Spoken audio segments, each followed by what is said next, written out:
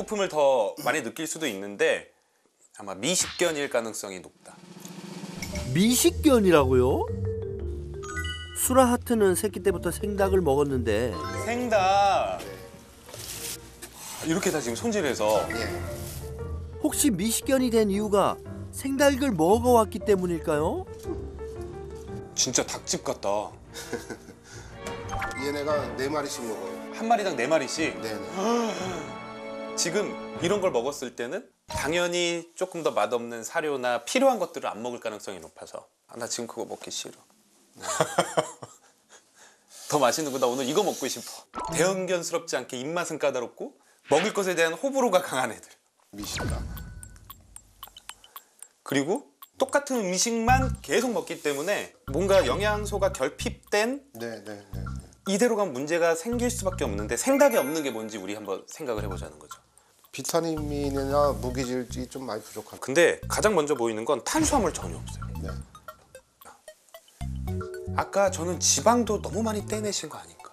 아, 저는 오히려 걔들 비만 될까봐 힘들어서 막 떼내고 있거든요. 쟤네들은 살도 쪄야 되고요. 그리고 또 하나는 호르몬이나 여러 가지 그런 물질들 아니면 우리 뭐 몸에 필요한 것들 중에 지방 성분이 꼭 필요한 것들이 있는데 네. 이게 없어도 만들어내질 못하는 거죠. 재료가 없으니까. 또 없는 게 뭐가 있냐면 사료에는 있는데 여기엔 없는 거. 식이섬유. 변비 있죠? 변비 있어요. 그쵸. 변비 좀 심해요. 네. 자연식을 먹으면 변이 작아져요. 보통. 그 안에 수분도 많고 사료처럼 막 이렇게 식이섬유가 막 들어가 있지도 않고 하다 보니까 네. 우리가 좀 이따 그것도 계산을 해봐야 될 것 같아요. 얘네들이 먹는 이 닭의 칼로리가 네. 하트와 수라한테 충분한지. 또 하나는 생닭에는 탄수화물이 별로 없다 보니까 에너지원이 부족해서 장 운동도 활발해지지 않을 수 있어요. 네. 생닭뿐만이 아니었죠. 사료를 먹지 않아서 삼겹살을 허용해 왔는데요. 많이 놀라셨나 봐요. 아, 삼겹살도 안 좋은 거예요? 삼겹살 먹었다가 저희 수의사들 많이 찾는 것 중에 하나가 췌장염. 갑자기 구토하고 식욕 떨어져서 수의사를 찾아오는 경우들이 많아요.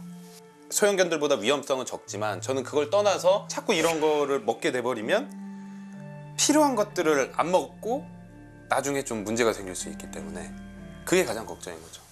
하트야, 이거 먹어봐, 김치. 보호자들은 식이섬유 때문에 구운 김치라도 먹는 게 좋을 거라고 생각했었는데요. 잘 먹는데. 김치 만들 때 그렇죠. 김치 만들 때 양파가 좀 들어가긴 하는데 우리가 진짜 조심해야 되는 게 포도, 양파, 마늘 이런 것도 있잖아요. 특히 포도, 양파 같은 경우에는 양과 크게 상관없는 경우도 있어요. 근데 어떤 애들은 포도 하나를 먹고도 갑자기 신부전 와가지고 그렇게 민감할 수도 있나요? 네. 그거 아시잖아요. 대형견이 소형견들보다 평균 수명이 짧다. 그러니까 지금은 젊음으로 버티는데 훨씬 더 노화가 빠르기 때문에 이게 한 2, 3년만 더 되면 저는 이렇게 생닭만 먹으면 분명히 문제는 생긴다. 분명히 생길 거다. 네. 며칠 전에 이쪽으로 가, 이쪽. 건강 상태를 확인하려고 병원에 왔는데요.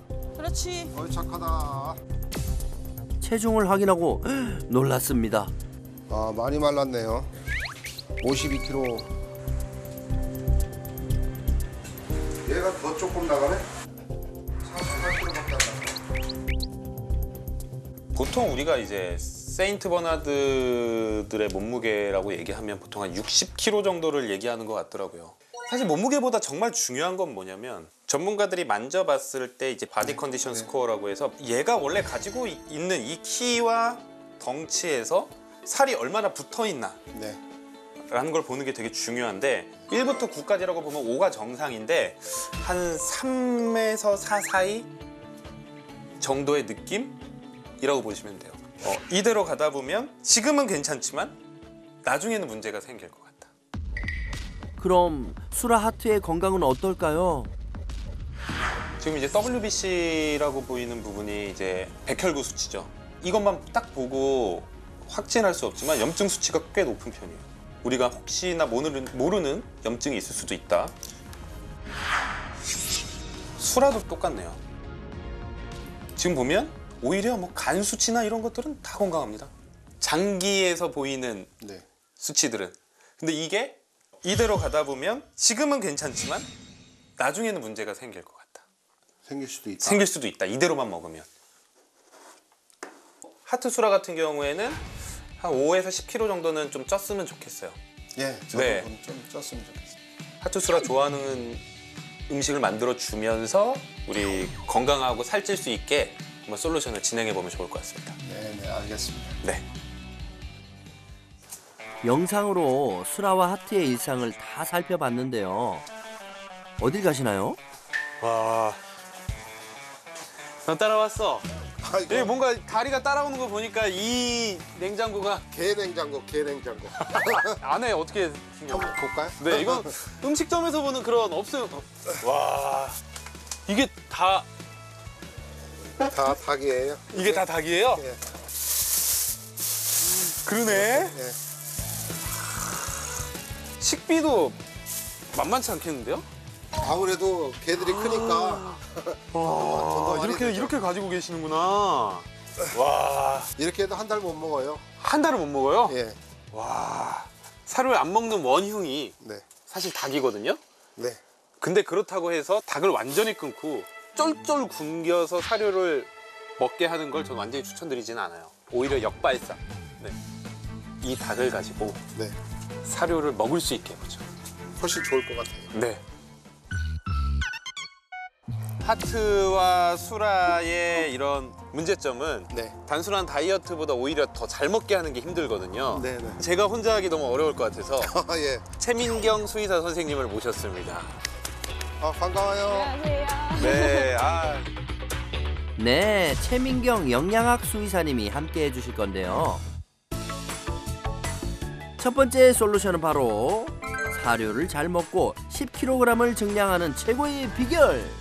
하트수라 대형견답지 않게 미식견이라서 사료만 줬을 땐 절대 먹지 않을 거기 때문에 원래 좋아하던 닭이랑 사료를 섞어줘서 같이 섭취할 수 있도록 할 건데요. 네. 이렇게 살코기만 주면 여기에는 인이 많이 들어가 있어요. 네. 그러면 혈중에는 인은 많은데 칼슘은 없으니까 뼈에서 칼슘을 끌어와서 쓰는 거죠. 네. 네. 그러다 보니까 뼈에 구멍이 뽕뽕 뚫리는 골다공증 같은 것들이 더 촉발될 수 있는, 네. 그래서 뼈도 좀 같이 줘야 되는 거죠. 네. 근데 또 뼈의 양이 많아지다 보면 또 아까 전에 수라나 하트처럼 변비가 생길 수 있어요. 그렇죠. 그래서 오늘은 아무래도 수라랑 하트가 사료를 안 먹다 보니까 일단 사료 비율을 40%로 하고 네. 그다음에 이제 생닭 비율을 60%를 해서 오케이. 최대한 조금씩 줄여나가면서 20%까지 줄여보는 걸 목표로 할게요. 네, 좋습니다.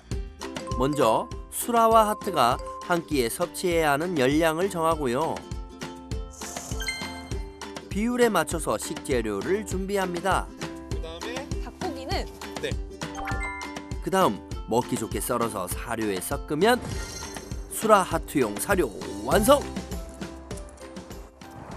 다리 이리 와봐. 아유 착해. 기다려.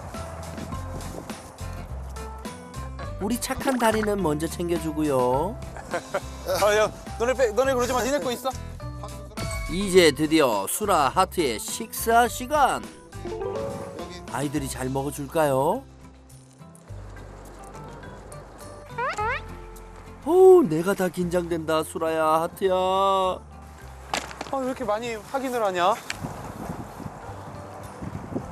안 먹어? 그러지 마. 우리 조금만 더 기다려줘 볼까요? 제발 먹어줘, 수라야, 하트야, 제발 제발 제발. 오, 먹는 것 같은데요? 그렇지. 잘 먹네요. 잘 먹기는 하는데 그래도 조금 이상한가 봐요. 네, 뭔가 사료가 있어가지고. 사료가 있어서 지금. 네. 근데 이게 이제 적응이 돼야 됩니다. 사료가 이렇게 맛있는 줄 몰랐지? 평상시보다 좀 하트가 잘 먹는데요. 그러게요. 근데 니네 먹어야지 건강해져. 수라가 조금 더 까다롭구나. 야, 하트 너 갑자기 다리가 된 것 같아. 이게 웬일이야, 웬일이니? 다 먹었는데. 정말 기특하다. 잘했어. 그래, 너네는 지금은 먹는 게 중요하니까 약간의 경쟁심을 유발할 필요도 있을 것 같아. 오늘 설쌤과 채쌤의 마법이 통한 것 같은데요.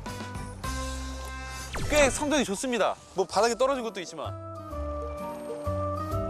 야, 절대 안 먹던 사료를 먹다니 놀랍네요. 앞으로도 이렇게 사료 잘 먹는 거야. 약속. 자, 두 번째 솔루션은 바로 수라하트의 변비 탈출 최고의 식단 비결. 하트랑 수라의 가장 큰 고민이 변비라고 들었어요. 네. 그래서 제가 영상을 봤더니 구운 김치를 먹고 있는 거를 보고 네. 이제 어떻게 보면 아이들을 위한 김치라고 할 수 있는 아. 발효 야채를 한번 만들어 보려고 해요. 그러니까 이제 강아지들을 위한 김치로 이제 식이섬유를 좀 추가해줘서 네. 변비를 해결한다. 사실 아이들이 생야채를 급여했을 때 아마 이렇게 변으로 그대로 그 모양 그대로 나오는 걸 보실 수 있을 거예요. 맞아요. 근데 그 이유가 소화가 안 돼요. 그래서 발효를 시키거나 아니면 삶아서 잘게 갈았을 때 생으로 먹는 것보다 흡수율이 좋아서 발효 야채를 만들어 보려고 해요. 먼저 필요한 채소와 과일을 준비해 줍니다. 자, 먼저 양배추. 양배추인데요. 네. 양배추를 전체 양의 50% 이상을 채워주셔야 발효가 더 잘 돼요. 근데 아. 문제는 또 이 너무 많은 야채를 먹으면 췌장에 무리를 줄 수가 있어서 오히려 식단의 5%에서 10%를 넘지 않게 해주셔야 돼요. 네, 좋습니다. 그러면 한번 만들어 볼까요? 네, 한 4분의 1 정도 양이면 될 것 같아요. 그럼. 그리고 채소와 과일을 다질 때 믹서기 사용은 금지하기. 물이 많이 생기면 발효가 되지 않을 수도 있답니다. 다진 채소와 과일은 밀폐가 되는 유리병에 층층이 담아주는데요. 과일을 다 넣으신 다음에 소금을 넣어주셔야 되는데 전체 용량의 1%가 넘지 않게만 넣어주시면 이 유익균들의 먹이가 될 수 있어요. 적당량은 꼭 필요한데 네. 사람 먹는 거에는 강아지들이 필요한 것보다 염분이 너무 많기 때문에 우리가 조심하라고 하는 거지, 얘네들한테 무조건 짬기는 무조건 나쁘다라고 보면 또 안 되는 거죠. 여기에서 중요한 건 반드시 천연 소금을 사용하는 것이고요. 마지막으로 소량의 가루 유산균을 넣고 잘 섞어줍니다. 되게 맛있어 보이는데요. 색깔 비주얼 좋죠? 이거 그거잖아요. 단짠의 정석. 이 프로그램을 보시는 분들 이거 정말 획기적으로 많이 배우시겠는데요. 왜 다리야? 너희도 먹고 싶은 거니? 이걸 바로 먹일 수 있는 건가요? 아니면 발효를 좀 뭐 며칠 해놔야 되는 건가요? 한 7에서 9일 정도는 실온에 보관해 주셨다가 네. 발효 갔다 끝나면 냉장 보관해 주시면 6개월 정도까지는 계속 먹을 수 있어요. 네. 벌써 마음이 뿌듯해요. 네. 그리고 잘 먹을 겁니다. 분명히 잘 먹을 잘 먹을 것 같아요. 네. 드디어 변비 탈출을 위한 댕김치가 완성됐습니다. 수라하트야, 일주일 후부터 잘 먹어줘야 돼. 변비 탈출 소식도 꼭 전해주고, 알았지? 새나개에서 하지 않았던 아이들의 영양과 건강과 관련된 솔루션을 해서 저도 좀 특별했고, 함께 해보시니까 어떠셨나요? 앞으로 이런 식으로 하면 훨씬 더 좋아질 것 같고, 그리고 특히나 오늘 뭐 강아지 김치? 그거 너무 좋았던 것 같아요. 감사합니다. 예. 이 먹는 영양에 관련돼서 네네. 이것만 하트와 수라가 좋아진다면 진짜로 더 행복한 삶을 살 수 있지 않을까 생각합니다. 네, 오늘 고생하셨습니다. 네, 감사했습니다. 네.